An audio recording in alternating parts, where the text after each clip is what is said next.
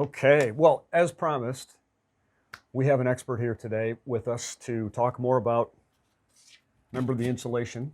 And Jim, welcome. How Thank are you. you? Thank you, sir. Very good. Appreciate the opportunity to be here. Absolutely, good to have you here. So Jim's company is Atlas Roofing Products, and Jim, maybe you want to tell us a little bit about and actually, Atlas? Atlas Roofing is the overlying corporate company. Our division is called Atlas Molded Products because we manufacture molded polystyrene insulation. So, Okay.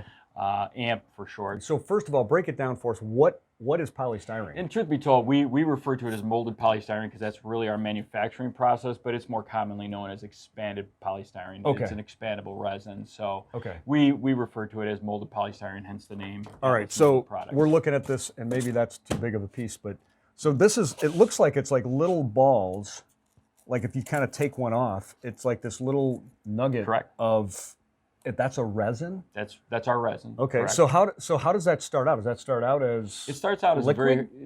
well, maybe much farther down the chain, but basically for us it starts out as a very hard piece of plastic that has a blowing agent polymerized inside of it. And our blowing agent is called pentane. It's a VOC. It's not an ozone depleting blowing agent. That's good. And that when we heat the resin in our expanders, it causes the plastic to expand, hence why the name expanded polystyrene.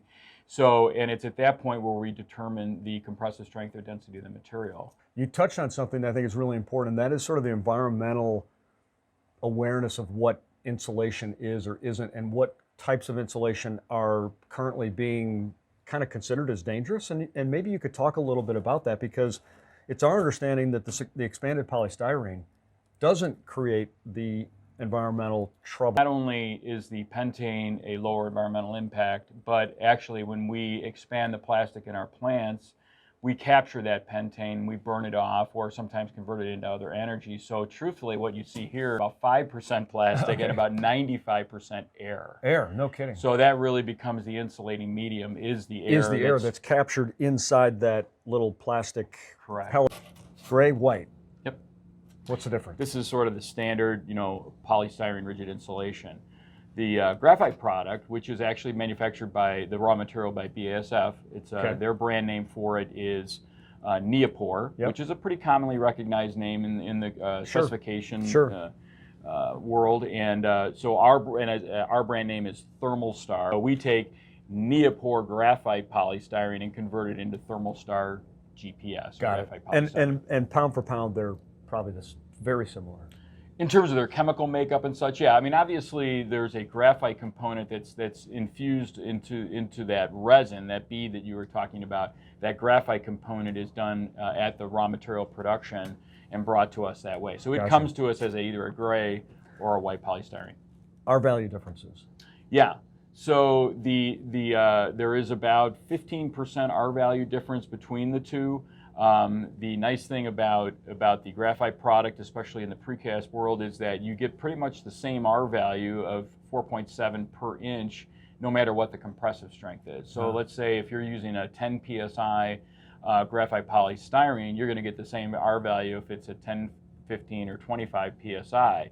The nice thing about in the precast application, you can use a 10 psi rigid insulation. You're using less material, helps keep, there's an environmental aspect to that, and then it helps keep the cost down as well. We like that. And you're not compromising the R value. Which is why we tend to now just recommend and specify this this Thermal Star product.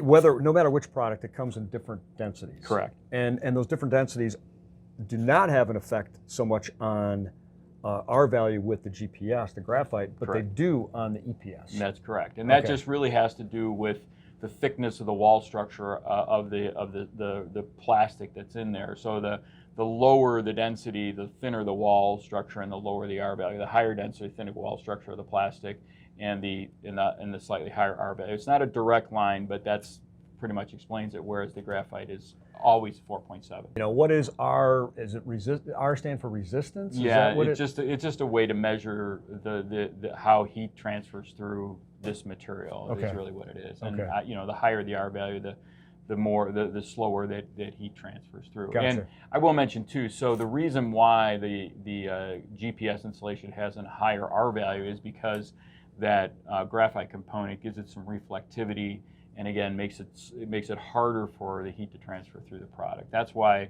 for the same compressive strength, this would have a little higher R. Yeah, so where you may have questions about insulation that maybe we haven't been able to answer with Jim, please email us at sales@msprecast.com. Our website is atlasmoldedproducts.com. My email is jnugent@atlasroofing.com, so feel free to reach out Awesome. and contact me. I'm happy to point you in the right direction. Again, thank you for your time. Yeah, Great thank you. stuff. Appreciate it.